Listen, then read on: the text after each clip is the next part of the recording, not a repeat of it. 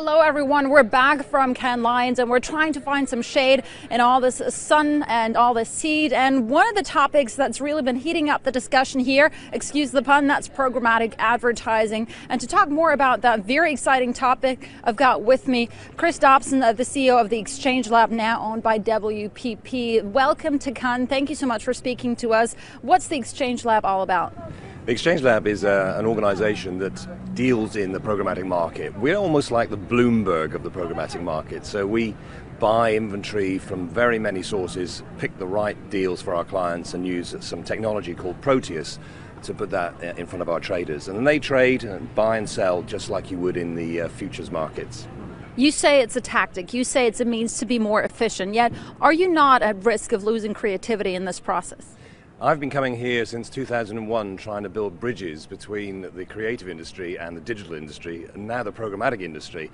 And yet, I think you're absolutely right, because there is a rift. And whatever you do with programmatic, there are some basic rules that still count for advertising. And one of them is creativity. You can get the right audience, you can get the right environment, but if you don't have the right creativity, then a consumer won't react in the way you want them to. And we're still a long way from using creativity really well in the programmatic space. Does that mean that automatically you'll have to mix man with the machine? You can't just unleash the machine on the consumer, on the end consumer. You're going to have some human oversight. Am I right? Definitely. This is very much a human business. You know, I've worked at Microsoft for a long time, and I always said I can use PowerPoint, but I can maybe use 10% of it.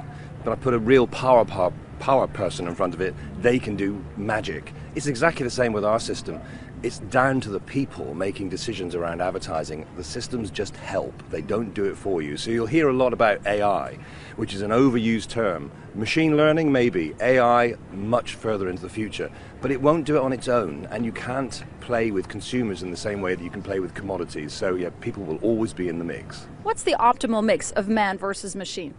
Well, the optimal mix is getting more out of the man. So if you can use a machine that lets a man do the work of 10, then you start getting into the right sort of scale around your costs, because costs are obviously something we all have to watch. So it is about just making sure that you can make somebody efficient, make sure that they see what they need to do, put it in front of them in an actionable way, and you get more value from your people in doing that. Is there still room for agencies with the future of programmatic advertising, which is becoming so dominant in places like North America, especially in the US? Will agencies die as a result of this? If anything, this should be the golden age of agencies. Clients are very confused about the programmatic market. You hear a lot of people about saying we're going to take it in-house. The reality is, it's not what they do for a living. It's very complicated, and they need their agencies more and more. Now, the agencies need to change too, and you may have seen recently the WPP made announcements around Essence coming up in the fold as a digital-first agency.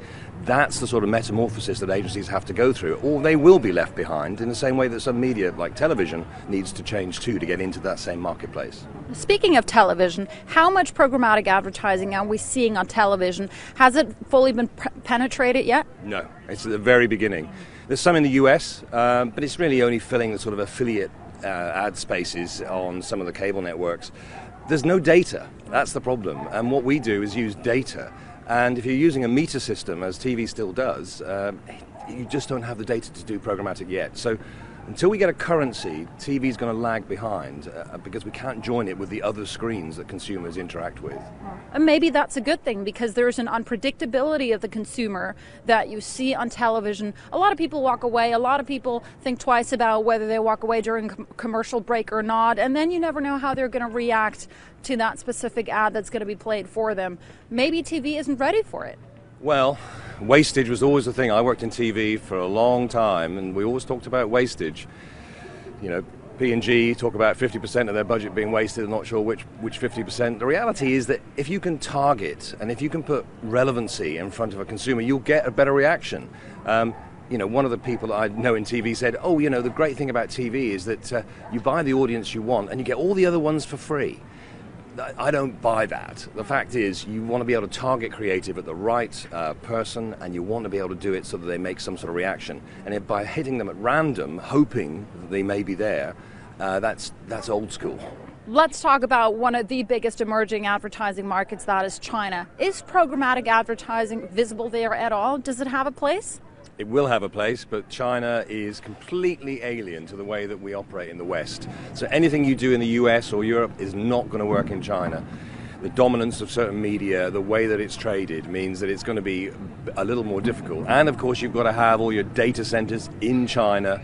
So going to China is going to be big returns, but big expense to get it going. So it's still in the very early stages. And there's a lot of markets in the world yet, like India and Asia or Southeast Asia, that will be an easier penetration before we get to China. What needs to happen to make programmatic advertising and buying more palatable to the publisher, to the brands, and maybe to the agencies too, as they're hoping not to be disintermediated? What's going to happen is that the industry needs to sort of mature and grow up a bit. We've all experienced sort of awful retargeting where an ad chases you around for 2 weeks because you saw one web page once. We've got to be responsible at how we deal with the relationship between a consumer and the advertiser, because if we're in the middle, we have that responsibility, and sometimes that responsibility has been slightly abused. I think we're getting much better now. We're caring about viewability, we're caring about fraud, and that has to happen to get the maturity of the business to get to where it needs to be. The fact of life is, programmatic is the future of all media buying, like it or not. So we're sort of being dragged into that direction very quickly, and that's why you'll see a clear out probably this year, next year. A lot of companies won't make the cut. Those that do will be in a good position to be commanding that new marketplace in the next few years. Chris, do you believe that something like the YouTube scandal could have been avoided had it not been for programmatic advertising? What's the link there? Perhaps, but the reality is that we operate white lists and black lists. Sometimes things slip through. So it's not an exact science, and that's why I don't like the term AI, because there's a long way to go before we get to the absolute safety. But that could have been done manually as well. There are things that we need to watch. And using systems like ours allows us to monitor what's going on much more closely. So those are going to be very rare, but we have to be careful because we're dealing with brand equities that have taken decades to build and can be thrown away in an instant with those sort of mistakes. Do the consumers really care? Do they know whether what they're seeing has been programmatically bought on an exchange or not? Do they care? No. I mean, a consumer wouldn't know programmatic from anything else. It's not even a term they'd recognize, and nor should they. All it's about is facilitating the relationship between the advertiser and the consumer. If we get it right, the consumer sees more relevant advertising, they like the sort of interaction and engagement they have with that advertising, and it sells more stuff. If we don't get it right, it's as irrelevant as an ad that's in the wrong placement for the wrong audience, which is really where we've been with advertising anyway. So consumers hopefully will see more relevancy. They'll actually stick with the advertising rather than try to avoid it, because that's what causes the avoidance. But they won't have a clue where it comes from. But they will understand when they're being retargeted to death, and they'll understand that something's different, and that's what we've got to sort of mitigate against. Yeah, and that's the big risk. Let's talk about the cost of programmatic advertising and ad buying. Is it cheaper? Is it more expensive? I'm reading a lot of conflicting information. From your experience, which of the two is it?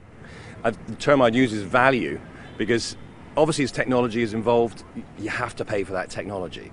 But if you're getting the right audience in front of the right product, the value proposition is worth the extra cost, because that comes into the equation. But yeah, it's never going to be as cheap as maybe doing TV advertising, because there is technology, there's technology layers, they have to be paid for, and they do take some of that advertising dollar before you buy media with the rest. Is traditional advertising on TV and print dead because of programmatic? No, but it's bringing the data-rich environment of advertising into sharp focus. And so they're being tested. We know how far it's gone in terms of digital.